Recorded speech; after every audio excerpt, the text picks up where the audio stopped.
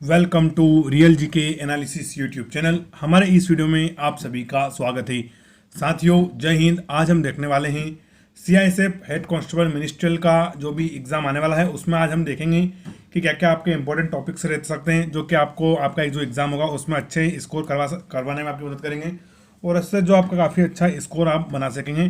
तो आज के वीडियो में हम इंपॉर्टेंट टॉपिक्स देखने वाले हैं कि कौन कौन से सब्जेक्ट के कौन कौन से टॉपिक्स पर आपको विशेष ध्यान देना है, उनको अच्छे से पढ़ना है ताकि आपका जो सिलेक्शन है वो आसानी से हो सके, आपको काफ़ी अच्छे नंबर आए।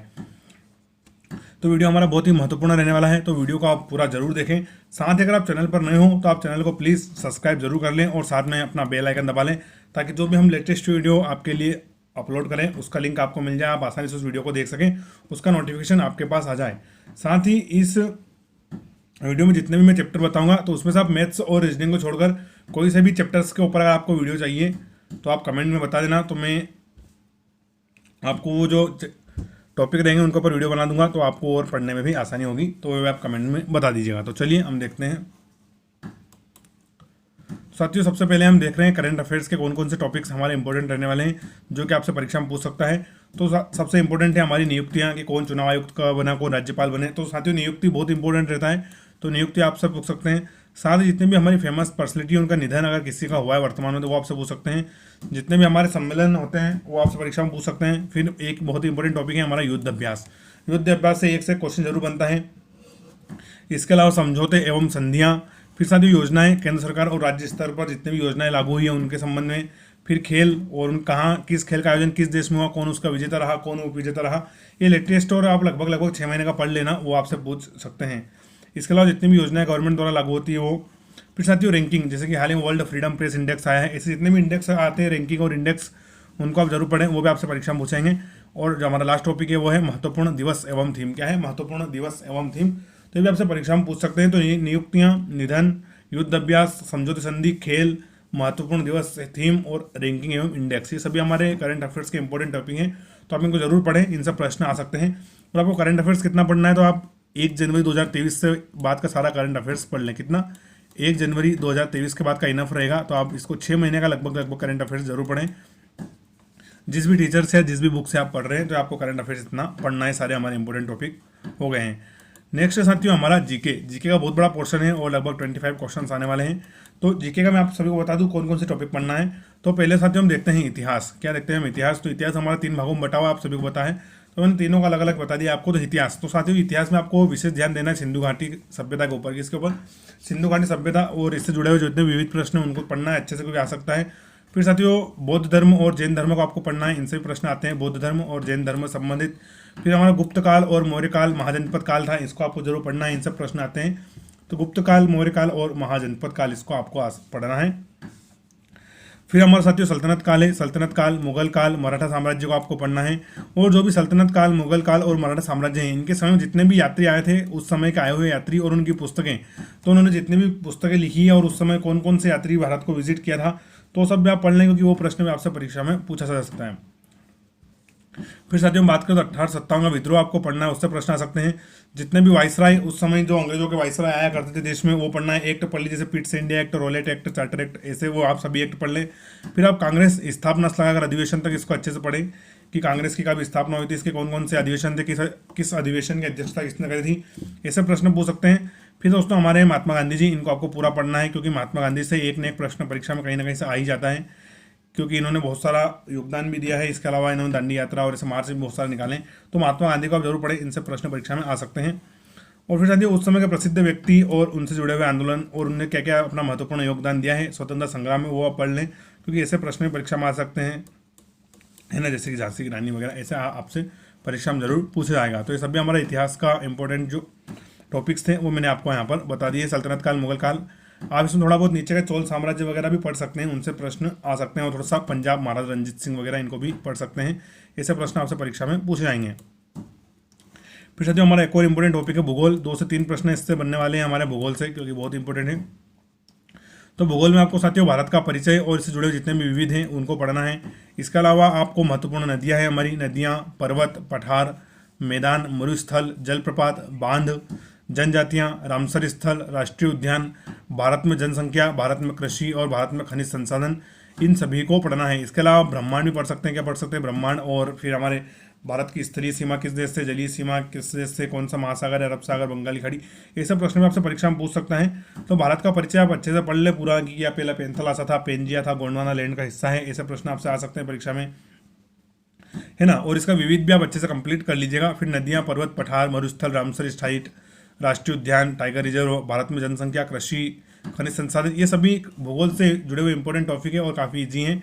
3 से 4 दिन में आप इनको अगर आप मोटा मोटी पढ़ेंगे तो निपटा देंगे। तो आप इनको अच्छे से पढ़े, अभी तो परीक्षा में आपकी टाइम है, तो ये हमारे इंपॉर्टेंट चैप्टर, इनको आप कंप्लीट कर लीजिएगा। चलिए आगे बढ़ते हैं हम। नेक्स्ट है हमारा पॉलिटी यानी कि राजनीति। तो साथियों इससे भी आपसे दो या तीन इससे अधिक प्रश्न आ सकते हैं, या तो 2 आएंगे या 2 से 3 प्रश्न आपसे आराम से राजनीति से पूछेगा। तो इसमें सबसे पहले आपको पढ़ना है संसद, जिसमें हमारी राज्यसभा और लोकसभा दोनों आ जाएगी, क्योंकि इनसे दोनों से प्रश्न बनते हैं, राज्यसभा और लोकसभा से। तो आप संसद को पढ़ लें। फिर हमारे मौलिक अधिकार जितने भी हैं उनको पढ़ें, मौलिक अधिकार साथ साथ आप मौलिक कर्तव्य पढ़ें, उनसे प्रश्न आ रहे हैं। फिर हमारे संविधान संशोधन, इनसे प्रश्न जरूर परीक्षा में पूछा है, जैसे कि गोवा या सिक्किम को किस संविधान संशोधन के तहत भारत में मिलाए गए, ऐसे प्रश्न। जीएसटी किस संविधान संशोधन के तहत लागू हुआ था, तो संविधान संशोधन आपसे परीक्षा में जरूर पूछा जाएगा। फिर हमारे जितने भी आयोग होते हैं, जैसे कि यूपीएससी आयोग है, यानी यूनियन पब्लिक सर्विस कमीशन, फिर हमारा चुनाव आयोग, ऐसे आयोग से प्रश्न जरूर आपसे पूछे जाएंगे। फिर हमारी जितनी भी अनुसूचियाँ हैं, 12 अनुसूचियाँ, उनसे प्रश्न पूछ सकते हैं। फिर जो महत्वपूर्ण अनुच्छेद हैं वो पढ़ सकते हैं आप। और फिर हमारा राष्ट्रपति और उपराष्ट्रपति को भी आपको पढ़ना है, क्योंकि इनसे प्रश्न आ सकते हैं। साथ ही भारत में नागरिकता जो वाला हमारा चैप्टर है उसको भी आप पढ़ ले, भारत में नागरिकता, क्योंकि उससे भी प्रश्न आ सकते हैं नागरिकता वाले चैप्टर से भी। तो संसद, मौलिक अधिकार, संविधान संशोधन, आयोग, राष्ट्रपति, उपराष्ट्रपति, अनुच्छेद, अनुसूची, ये सभी आपसे राजनीति में पूछाएंगे। इसके अलावा जितना भी हमारा जो संविधान निर्माण का जो विविध है उसको पढ़ लें, कि संविधान सभा समिति में कौन क्या अध्यक्ष था। इसके अलावा संविधान को बनने में कितने दिन लगे, कब पहली बैठक हुई थी, और अस्थायी अध्यक्ष कौन थे, स्थायी अध्यक्ष कौन थे। तो ऐसे प्रश्न आप पढ़ें आ सकते हैं, तो उनको आप पढ़ लें।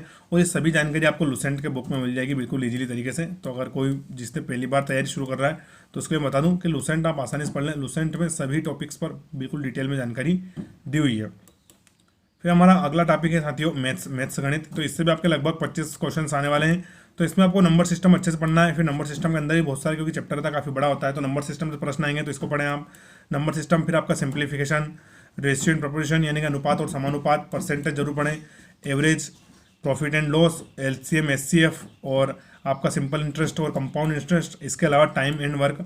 तो साथियों ये तो मैंने बहुत नॉर्मल टॉपिक दिए हैं, तो इनको तो आपको पढ़ के जाना ही है। इसके अलावा थोड़ा बहुत 2D मेंसुरेशन वगैरह भी पढ़ सकते हैं, डीआई वगैरह भी, वो भी आपसे परीक्षा में पूछ सकते हैं। लेकिन ये तो बिल्कुल हमारे सिंपल टॉपिक है, जो कि मेन के साधारण गणित की बिल्कुल नींव है। इनको आपको सभी पढ़ना है। Number system, percentage, average, simplification, profit loss, time and work, साथ ही टाइम, वर्क और डिस्टेंस, है ना। तो ये सभी चैप्टर आप अच्छे से कवर कर लें। ये हमारा मैथ्स का सिलेबस हो गया है। इसमें मैंने एक दो जो कठिन जो चैप्टर हैं उनको छोड़ दिया है, कठिन टॉपिक को, लेकिन इतना तो आप जरूर कर ही लें। फिर हमारा है रीजनिंग। तो रीजनिंग में आपको साथियों ब्लड रिलेशन अच्छे से पढ़ लेना है, नंबर सीरीज, रिपीट सीरीज, इसके अलावा हमारा direction and distance, missing number, ranking, alphabet, sitting arrangement, coding एवं डिकोडिंग और काउंटिंग फिगर, जैसे कि आप, और पेपर कटिंग, फोल्डिंग, ऐसे प्रश्न आपसे परीक्षा में पूछाएंगे। तो ब्लड रिलेशन और सिटिंग अरेंजमेंट, कोडिंग, डिकोडिंग को आप अच्छे से तैयार कर लें, क्योंकि इनसे आप प्रश्न आते हैं। फिर हमारा नंबर सीरीज है, इसको आप पढ़ लें, रिपीट सीरीज है। इसके अलावा सेटिंग अरेंजमेंट हो गया, काउंटिंग फिगर, ये भी अच्छा टॉपिक है, तो इसको भी आप पढ़ लें। इनसे भी आपसे परीक्षा में प्रश्न पूछेंगे। और रीजनिंग से भी आपके कितने टोटल 25 क्वेश्चन ही आने वाले हैं। और एक और बता दो, आपका टेंटेटिव एग्जाम डेट आ गया है कब, 10 जून से आपका टेंटेटिव डेट भी आ गया है एग्जाम का। तो इसलिए आप तैयारी को अपनी जारी रखें, अच्छे से पढ़ते रहें। नेक्स्ट है हमारा दोस्तों साथियों साइंस। तो साइंस में आपको कोशिकाएं पढ़ लेनी है, मानव रोग पढ़ लेने हैं, फिर जितने भी हमारे विटामिन वगैरह होते हैं वो पढ़ लेने हैं, पाचन तंत्र, रक्त परिसंचरण तंत्र, और हमारे शरीर में जितने भी तंत्र हैं, जैसे उत्सर्जन तंत्र हो गया, श्वसन तंत्र हो गया, तो जितने भी हमारे शरीर में तंत्र पाए जाते हैं उनको आप जरूर पढ़ें। कोशिका अच्छे से पढ़ें, मानव रोग को पढ़ें, पाचन तंत्र, रक्त परिसंचरण, इसके अलावा ब्लड पढ़ सकते हैं हमारा। तो आप रक्त परिसंचरण पढ़ेंगे तो उसमें आपका ब्लड भी आ जाएगा।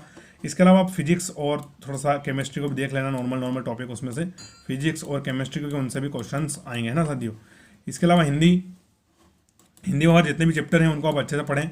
और इंग्लिश में भी जो इंपॉर्टेंट चैप्टर हैं उनको पढ़ लें, उनका मैं यहाँ पर मेंशन नहीं कर रहा हूँ। तो आप हिंदी और इंग्लिश को भी साथ साथ पढ़ें। तो जिसमें अगर आपको हिंदी में इंटरेस्ट है, आपका हिंदी अच्छा है, तो आप हिंदी को सिलेक्ट करें, और आपका इंग्लिश अच्छा है तो इंग्लिश सिलेक्ट करें। दोनों मैंडेटरी नहीं है, दोनों में से हमें एक चूज़ करना है, या तो हिंदी का पेपर सॉल्व करना है या इंग्लिश का पेपर सॉल्व करना है। तो आप अगर हिंदी में अच्छा तो आप हिंदी का सॉल्व करें। इसमें भी आप समास पढ़ लें, संधि पढ़ लें, इसके अलावा अलंकार है हमारे जितने भी वाक्य, कर्म वाक्य, ऐसे आप सभी हिंदी के टॉपिक हमारे आपसे तैयार कर लें। इंग्लिश में तो आप इंटोनिम, सिनोनिम, पर्यायवाची, विलोम शब्द, one word substitute, preposition, paragraph, ये सब पढ़ लें। तो ये सभी आपको बहुत ही महत्वपूर्ण भूमिका निभाएंगे आपके सिलेबस को ख़त्म करने में भी और आपका सिलेक्शन होने में भी। तो ये साथियों हमने आपके सभी इंपॉर्टेंट टॉपिक्स देख लिए हैं CISF हेड कांस्टेबल मिनिस्टर के लिए। तो इन टॉपिक के अनुसार आप पढ़ाई शुरू कर सकते हैं। अगर आपने अच्छे से पढ़ लिया तो इनका सभी का रिवीजन करें आप, क्योंकि इन्हीं से ही प्रश्न आएंगे। पिछले एग्जाम का मैंने 1 से 2 एग्जाम का देखा है, उसी के अनुसार मैंने ये एनालिसिस आपके लिए किया है। तो आप समझ गए होंगे कि वीडियो हमारे लिए बहुत ही इंपॉर्टेंट है। अगर वीडियो आपको अच्छा लगा हो तो अपने दोस्तों के साथ इसको आप जरूर शेयर कर दीजिएगा। साथ ही चैनल पर नए हो तो आप चैनल को सब्सक्राइब जरूर करें। वीडियो पूरा देख लीजिए। Thank you. जय हिंद।